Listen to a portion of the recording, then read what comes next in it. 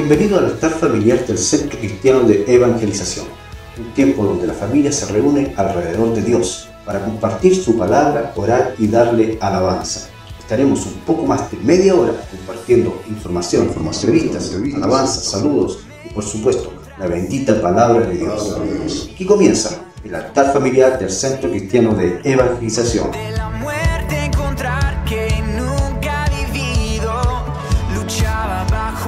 Buen momento también para recordar las buenas prácticas litúrgicas, las BPL, buenas prácticas litúrgicas. Dentro de estas buenas prácticas litúrgicas les rogamos a todos mantener la cámara encendida, a no ser una situación de excepción que se puede entender, que puede ser temporal, ¿verdad? Mantener la cámara apagada es un testimonio de una falta de respeto a quienes están en la liturgia. Es equivalente a estar en una reunión y darle la espalda a quien está dirigiendo una reunión laboral o una reunión de educación o en una sala de clase. Así que les animo a mantener sus cámaras encendidas. Les animo también a adorar permanentemente al Señor. No tengan miedo de poder adorar a Dios. Por favor, levanten toda la mano y muévanla. Quiero verlos a todos moviendo. Esa es una forma de decir amén, amén. Levanten las dos manos y manténganlas arriba. Es una forma de adorar a Dios. No tengan miedo a la cámara, no tengan miedo al computador o al teléfono. Adoremos al Señor. Mantengan siempre a mano vuestras Biblias para que podamos seguir la lectura. ¿Por qué no solo escucharla, sino que leerla y escucharla son dos de los 5 sentidos que estamos empleando? La probabilidad de retener esto, obviamente, aumenta. Bajo estas condiciones, entonces, les animo para que comencemos presentándonos ante el Señor en oración. Cerremos nuestros ojos. Padre bendito del cielo y de la gloria, delante de ti hoy día venimos con gozo para celebrar este tiempo de resurrección. Un tiempo en el que nosotros queremos decirle al mundo cuán importante, cuán vital, cuán fundamental eres en nuestra vida y en la historia de la humanidad. Gracias por este momento. Te damos nuestra más sincera adoración y rogamos al Espíritu Santo darnos la inteligencia, darnos esa integridad para llenar tu trono de alabanza y poder hoy día adorarte en espíritu y en verdad, como es lo que anhelamos. Queremos de tu gracia asistiéndonos. Espíritu Santo de Dios, fluye poderosamente en nuestros corazones. Fluye poderosamente en esta congregación. Este es nuestro tiempo litúrgico. Este es nuestro templo. Este es nuestro lugar donde nosotros queremos adorarte. Oh Señor, derriba todo miedo, toda vergüenza. Porque para adorarte a ti no hay ni miedo ni vergüenza, Señor. Hoy día, Señor, desata en nuestros corazones una expresión de júbilo frente a la realidad de tu resurrección. Queremos una vez más ser dirigidos por tu gracia y llenar tu trono de alabanza. Bendícenos, Señor, con tu gracia, en el nombre glorioso de Cristo Jesús, nuestro bendito y buen Salvador. Y toda la iglesia dice un fuerte amén. Levanten esa mano y muévanla, diga un fuerte amén, amén, amén. Que el Señor nos bendiga. Vamos a escuchar una tremenda alabanza, porque Él vive, porque Él vive.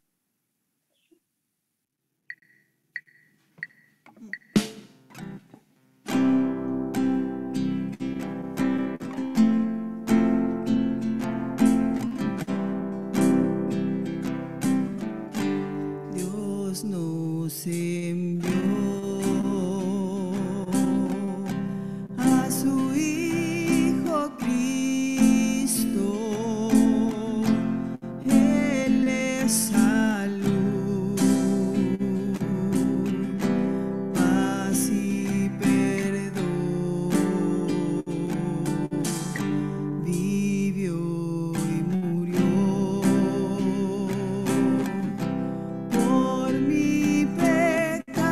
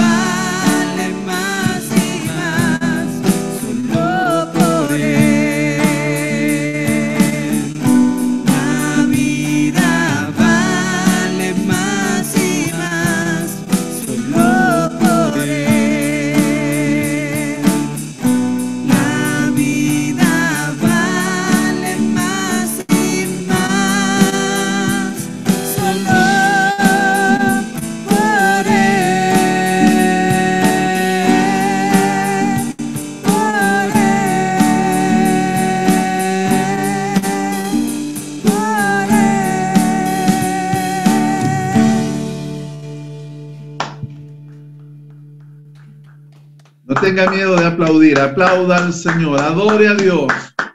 La vida vale más y más solo por Él, porque Él vive, nosotros triunfaremos mañana. Gracias a nuestros hermanos Damaris y Samuel por bendecirnos de esta manera. Este es el momento entonces en que nosotros tomamos conciencia de nuestro acto mayordómico a través de las finanzas. Ustedes saben que nosotros diezmamos, ofrendamos y entregamos misericordias fundamentados en los principios bíblicos. Número 1, siguiendo el modelo de Jesucristo, el cual se entregó a sí mismo por amor. Luego lo hacemos con generosidad, voluntariamente.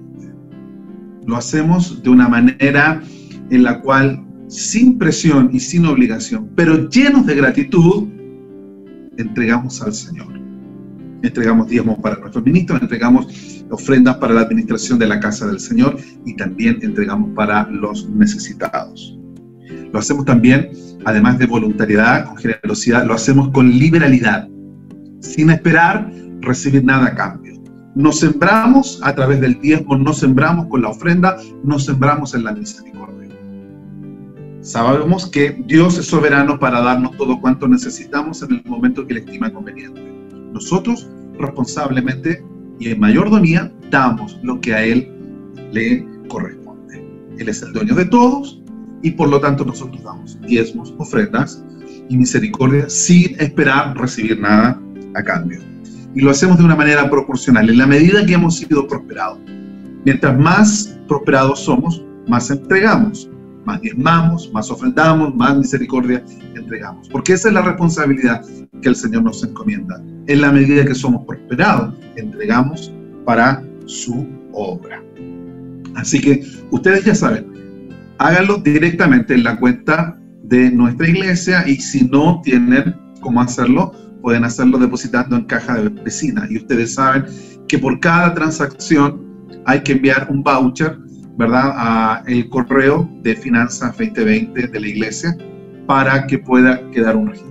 Una transacción para diezmo, una transacción para ofrenda, una transacción para misericordia, para que haya un control perfecto de lo que nosotros estamos haciendo en la casa del Señor.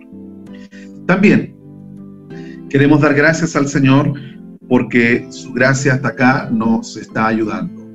Podemos ver a Sole, por quien hemos estado orando, que nos había tenido preocupados, pero me alegro de verla con la Renatita. Dios te bendiga, Sole. Nuestras oraciones contigo, con toda tu casa, con toda la familia, para que el Señor los saque adelante. Nuestra hermana Cristina pide por su sobrino Benjamín, que también está con COVID. Nuestra hermana Angie pide por su tío Juan Millán, que sigue hospitalizado también por razones de COVID. Debemos seguir orando también por la hermana de nuestro querido Boris, que sigue hospitalizada también por razones de COVID. Nuestro hermano Luis Castro pide la oración por José Miguel, que también sigue hospitalizado por COVID. Entonces, nos damos cuenta de que esta condición sanitaria, obviamente, está extremadamente complicada. Les llamo como pastor al autocuidado, a un cuidado responsable. Nosotros como iglesia tenemos autoridad para juntarnos según un aforo de 5 personas, pero no lo hacemos en responsabilidad sanitaria. Y les llamo a orar por el país, para que el gobierno tome las decisiones correctas en el momento correcto. Se ha caracterizado por llegar con las decisiones correctas un mes después. Que Dios dé sabiduría a su excelencia, el presidente de la República, al ministro de Salud, para que podamos tener bajo control esta situación pronto. Se ve complicada, se ve complejo, pero para Dios no hay nada que sea imposible. Para Dios, escuche bien, no hay nada que sea imposible. ¿Pueden decir un fuerte amén? Levanten esa mano y digan, para Dios no hay nada imposible. Repítalo una vez más, para Dios no hay nada imposible. Finalmente, quiero saludar a nuestro pastor Gerardo Arancibia, que hoy día está de cumpleaños. Que el Señor le bendiga, que el Señor le guarde, le dé vida le dé salud. Lo amamos y lo queremos mucho. Así que esperamos que pueda pasar un lindo tiempo ahí en cuarentena, sin salir a ninguna parte, portándose muy bien. ¿Ok? Vamos a adorar a Dios con una nueva alabanza. Gracias por la cruz. Vamos a agradecer en este culto por la cruz y por la resurrección. Gracias por la cruz. Y luego usted toma su Biblia para abrirla en el libro de Mateo.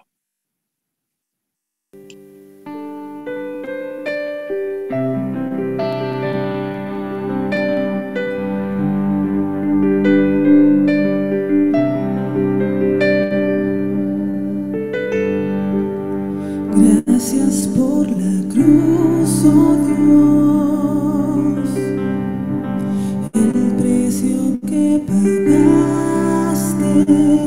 por mí, llevando mi pecado a ti, sublime amor, tu gracia me salvó. Gracias por tu amor, oh Dios, tus manos clavadas por mí, me has lavado, Señor, conozco tu abrazo y tu perdón. Digno es el Señor.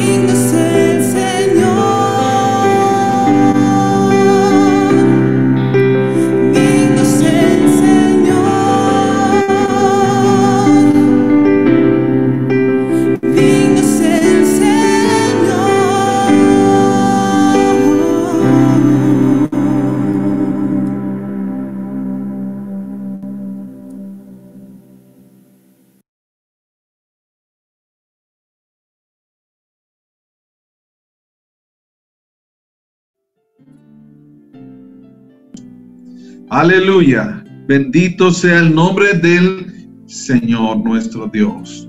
Amén. Tenemos el informe de ofrenda, pero lo vamos a dar porque es un culto un poquito más largo hoy día. Lo vamos a entregar en la semana. Pero los estimulamos a todos para poder diezmar, ofrendar y entregar misericordias. Hoy es el último día, cerramos el proceso de misericordia. Con la Biblia ya en mano, quiero invitarles a abrir el libro, el Evangelio de Mateo, en el último capítulo.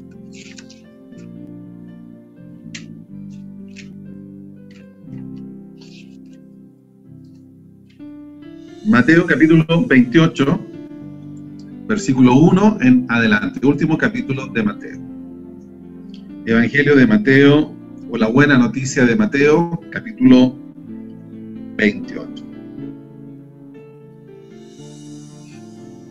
Versículo 1 en adelante, leo la palabra de Dios en el glorioso nombre de nuestro Señor y Salvador Jesucristo.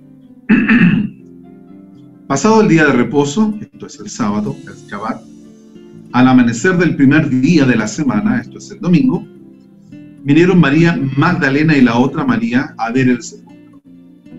Y hubo un gran terremoto, porque un ángel del Señor descendió del cielo y llegando, removió la piedra y se sentó sobre ella. Su aspecto era como un relámpago y su vestido blanco como la nieve. Y de miedo de él, los guardas temblaron y se quedaron como muertos. Mas el ángel, respondiendo, dijo a las mujeres: no temáis vosotras, porque yo sé que buscáis a Jesús, el que fue crucificado. No está aquí, pues ha resucitado, como dijo. Venid, ved el lugar donde fue puesto el Señor.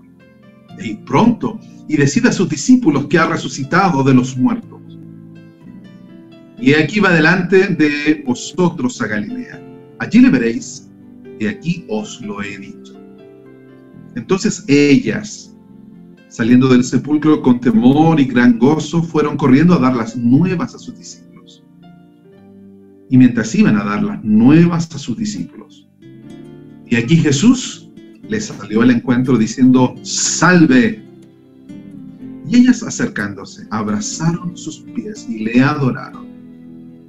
Entonces Jesús les dijo: no temáis, id, dad las nuevas a mis hermanos, para que vayan a Galilea, y allí me verán. Gloria a Dios. Palabra bendita del Señor nuestro Salvador.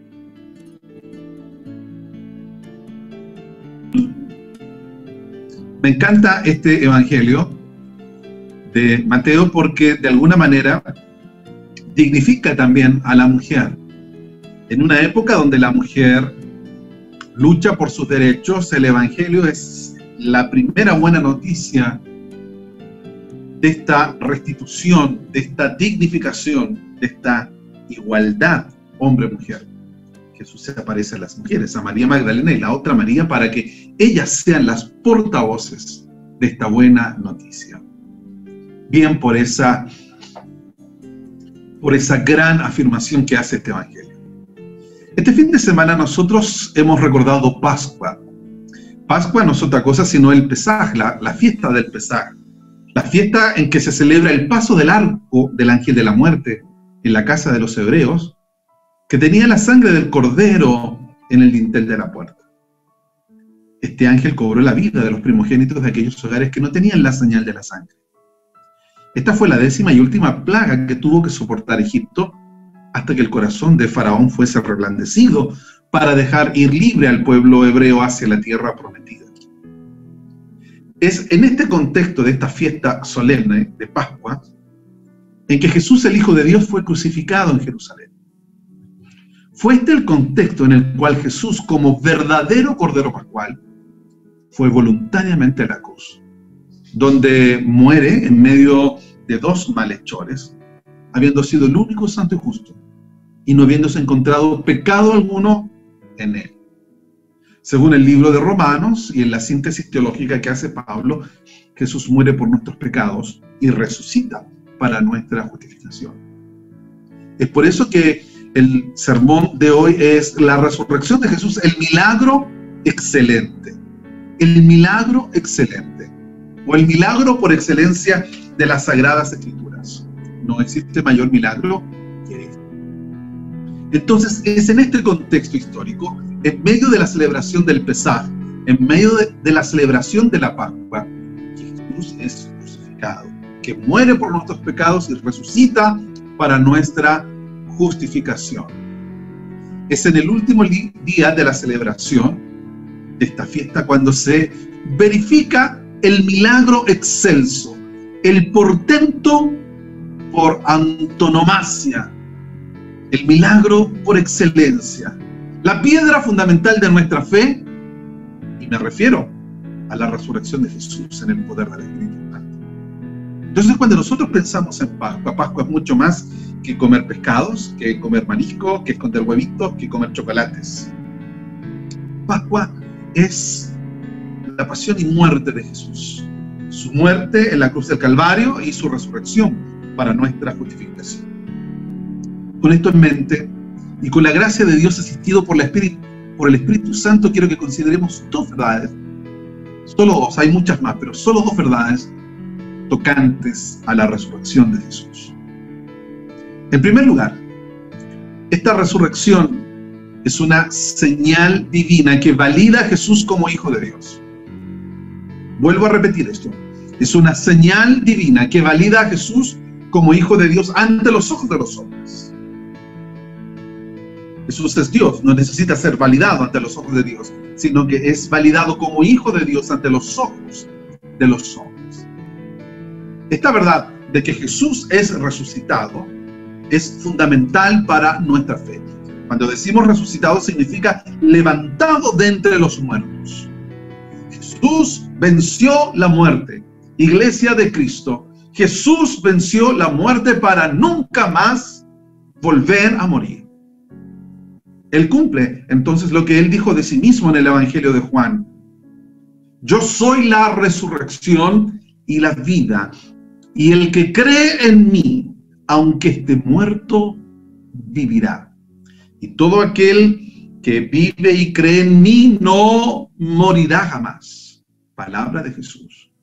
Esta señal, esta declaración portentosa es fundamental. Es una señal divina, entonces, que valida a Jesús como Hijo de Dios ante los ojos de los hombres. Cristo Jesús fue resucitado en el poder del Espíritu y por el poder del Espíritu Santo. Fue el Espíritu Santo, según el libro de Romanos, capítulo 1, verso 1 al verso 3, el que lo levanta de entre los muertos. Cristo fue resucitado en y por el poder del Espíritu Santo. Y fue resucitado por el poder del Espíritu Santo para dar testimonio de que Jesús es el Hijo de Dios. Libro de Romanos capítulo 1, 1 a 3, nuevamente lo confirma, lo sustenta de una forma impresionante Pablo, para que todos puedan entender que Jesús es el Cristo, el Hijo de Dios, es que el Espíritu Santo le resucita, lo levanta de entre los muertos. Jesús el Cristo fue resucitado para demostrar que la muerte no lo podía retener. Hasta ese momento, el enemigo nunca antes derrotado había sido la muerte. Las grandes legiones griegas de Alejandro, conquistadoras, avasalladoras, derrotadoras de los grandes ejércitos. Luego las grandes legiones romanas, con un ejército impresionante, habían doblegado a los enemigos feroces del imperio y habían establecido la paz en medio de la cuenca del Mediterráneo. Pero el enemigo que no había sido derrotado era la muerte. Los grandes conquistadores habían tenido que ceder frente a la muerte. Pero la resurrección de Jesucristo le posiciona como el más grande de todos, más grande que Alejandro, más grande que las huestes de Roma, más grande que todos los hombres que se han sentado en grandes tronos en la historia. Él venció la muerte. Él derrotó al enemigo que nadie había derrotado. Y mediante su resurrección fue declarado Hijo de Dios. Bendito sea el Señor nuestro Salvador. Entonces Él fue levantado entre los muertos para demostrar fehacientemente que la muerte no lo podía retener. Dice el libro de Corintios, primer libro de Corintios 15, 56, que el aguijón de la muerte es el pecado. La muerte pasó a todos los hombres, por cuanto todos pecaron, y la muerte retiene a los hombres en el Hades por causa del pecado. Sabemos que el Hades es un lugar separado, ¿verdad? Un lugar de dolor para aquellos que han muerto sin Cristo, y seno de Abraham, un lugar de gloria para aquellos que están en Cristo.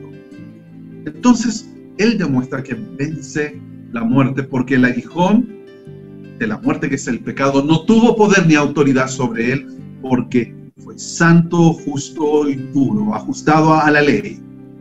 Él, siendo Dios hombre, vive como hombre en el poder del Espíritu Santo. Jesús fue resucitado, levantado de entre los muertos, para testificar, según el Evangelio de Mateo, en los versículos finales del versículo 28, del capítulo 28, para testificar que tiene todo el poder en el cielo y en la tierra, y es el verdadero Kyrios, es el verdadero Señor de toda creación.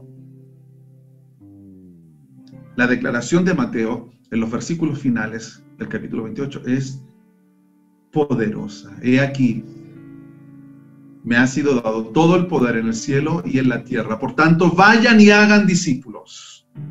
No hay nada en toda la creación que pueda igualar, ni siquiera imitar el poder de Jesucristo. Él es el Señor de toda la creación. Por lo tanto, esta primera verdad fundamental debe mantenerse en nuestros corazones y latir en nuestros pechos. La resurrección de Jesús es una señal divina que valida a Jesús como Hijo de Dios ante los ojos de los hombres. En segundo lugar, y tan importante como esta primera verdad, es que la resurrección de Jesús es la piedra fundamental de la fe cristiana. Así es, escucho bien. La resurrección de Jesús es piedra fundamental de la fe cristiana. Según establece Pablo en el primer libro de Corintios 15, 14, si Cristo no resucitó, vana es nuestra fe. Es decir, nuestra fe no tiene sustento. Es hueca, es vacía, es superflua, es sin sentido, es irracional. Y si Cristo no resucitó de entre los muertos, cada uno de nosotros, los que ha creído en Él, somos dignos de lástima. La expresión que él utiliza es bastante dura. Es conmiseración. Es decir, somos dignos de que la gente tenga misericordia de nosotros porque hemos creído en algo que no existe, en algo que no es, algo que no tiene sentido. Somos pobres de nosotros. Si Cristo no resucitó, vana entonces es nuestra fe. Si Cristo no resucitó, agrega el apóstol Pablo en el primer libro de Corintios 15, aún nosotros estaríamos muertos en nuestros delitos y en nuestros pecados. Esto implica que el mensaje del Evangelio, la buena noticia para el hombre y para la mujer, no sirve de nada, no tiene fundamento, no es verdad. Seríamos pregoneros de la mentira mayúscula de la historia. Esto implica que este mensaje debiera ser ahogado, porque estaríamos anunciando algo que Dios nunca hubiese hecho. Entonces, si Cristo no resucitó, vana es nuestra fe. Si Cristo no resucitó, somos dignos de lástima. Si Cristo no resucitó, aún estaríamos muertos en nuestros delitos y en nuestros pecados. Y para nosotros no habría esperanza alguna. Si Cristo no resucitó, nuestros pecados no han sido perdonados. Pues la resurrección de Cristo, querida iglesia, es el testimonio fehaciente que la justicia de Dios aceptó la ofrenda de Jesús por el pecado de los hombres. Recuerden ustedes que la santidad de Dios fue ofendida por el pecado. Entonces la justicia de Dios demandaba satisfacción. Pero no hubo nada ni nadie que pudiese llenar el alto precio por causa del pecado. Nadie pudo pagar. Todos los hombres fracasaron en cumplir la ley de Dios. Por lo tanto, al pecar e infringir un mandamiento, se hacían responsables de toda la ley. No solo de infringir el mandamiento, sino de quebrantar toda la ley. No hubo un hombre que pudiese hacerlo. Solo Jesús, el Cristo, solo el Hijo de Dios, solo el Verbo encarnado, solo Yeshua HaMashiach, Jesús el Cristo, fue el que vivió en completa perfección en la ley de Dios. Fue inmutable, fue perfecto, jamás quebrantó la ley de Dios, absolutamente santo. Por lo tanto, la muerte del santo, la muerte del Hijo de Dios, la muerte del Verbo encarnado en la cruz del Calvario, voluntariamente por mis pecados y por sus pecados, fue la ofrenda perfecta. Fue la ofrenda que logró satisfacer las altas demandas de la justicia de Dios. Por esa muerte, nuestros pecados son perdonados.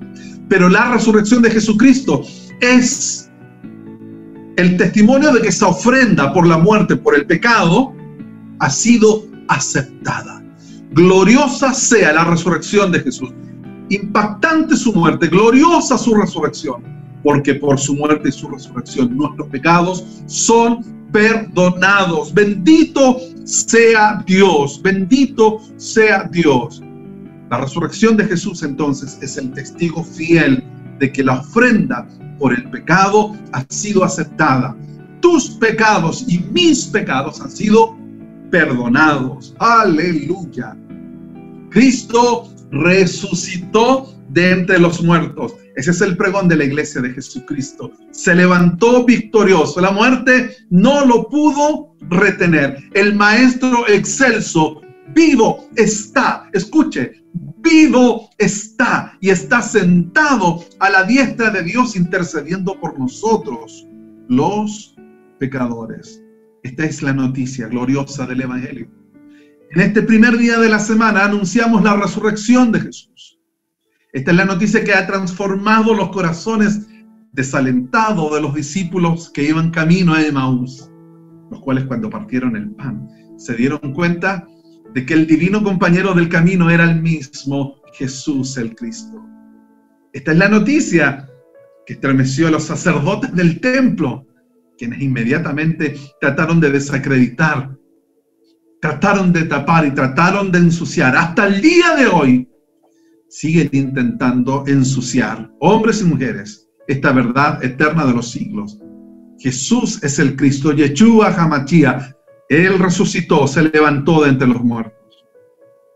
Esta noticia es la resurrección de Jesús, la que encendió el corazón de los discípulos y que hizo que Pedro se pusiese de pie el día de Pentecostés y anunciara a Jesús como el Mesías frente a todos sus paisanos. Y le dijeron: ustedes crucificaron al autor y al dador de la vida. Esta es la resurrección de Jesús, la que encendió el corazón de Esteban, incluso viendo el cielo abierto cuando era apedreado. Es la noticia que encendió el corazón de Felipe. Es la noticia que encendió el corazón de Pablo. Esta resurrección de Jesús es la noticia que debe encender nuestros corazones. Cristo ha resucitado, se levantó de entre los muertos. Glorioso día, este primer día de la semana. Este notición es el milagro por excelencia que separó al cristianismo del judaísmo y fue la razón de las persecuciones futuras que enfrentó la iglesia primera a manos de los judíos y luego a manos del Imperio Romano, y que hoy día sigue enfrentando el descrédito y la injusticia por parte de un sistema ateo y agnóstico.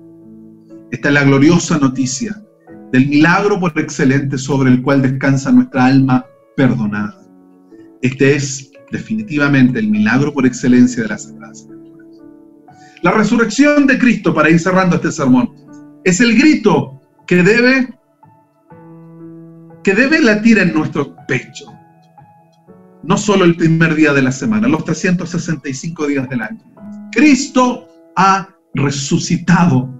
Que lo escuche el infierno, que lo escuchen las huestes infernales, que lo escuchen los hombres malvados que con su injusticia intentan detener la verdad. Cristo ha resucitado. Iglesia, no estamos en medio de un velatorio, no estamos en medio de una procesión fúnebre, estamos en medio de una fiesta gloriosa, la resurrección de Jesucristo, nuestro Señor. Bendito sea el Cordero de Dios que quita el pecado del mundo. Bendito sea Jesucristo que murió por nuestros pecados, resucitó para nuestra justificación. La resurrección de Cristo, por tanto, es el milagro excelso, excelente, el milagro por excelencia de las Sagradas Escrituras. Esta resurrección declara a los hombres que Jesús es todo lo que dijo ser. Es el Verbo encarnado, es el Hijo de Dios, es la puerta de las ovejas, es el pan de vida, es el Señor, el Pantocrátor, el Señor del cielo y de la tierra. Él es la vid, Él es el Hijo de Dios. Yeshua HaMashiach, Jesús es el Cristo. Para nosotros el Salvador, para los judíos es el Mesías que había de venir. La resurrección de Jesús termina. El Centro Cristiano de Evangelización nos ha presentado un tiempo donde la familia se reúne alrededor de Dios para compartir su palabra, orar y darle alabanza. Nos estaremos encontrando en otra oportunidad. Esto fue el altar familiar del Centro Cristiano de Evangelización. Se ve desierta la ciudad, solitaria en la multitud. La desesperación se siente más, de tinieblas es luz. Vuelves a despertar. Mira, es la realidad.